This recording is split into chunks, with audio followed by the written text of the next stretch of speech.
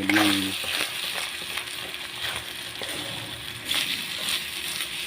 Luto tayo ng corn beef.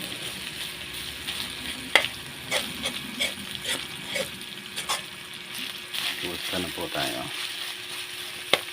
Tulad ng lagi sinasabi, lagi po tayo mag-iingat kung saan tayo papunta mga idol. Ito naman mga idol, ang gusto ko dito sa corn beef, yung medyo tosta-tosta siya, yung parang medyo natututong-tutong.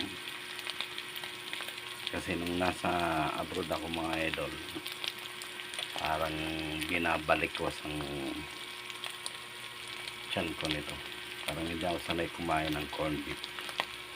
Yun pala, hindi siya masyado naluluto. Ngayon, nalaman ko,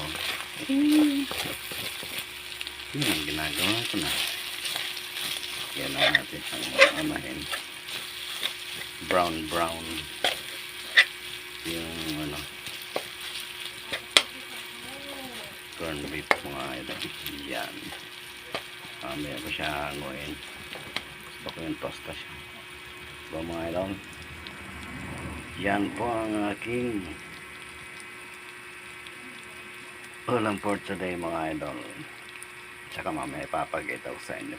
Lulutuin ko yung kinuha ko rin sa mini garden ko na alugbate mga idol. Yun, nihalo ko naman yun sa carninas mga idol.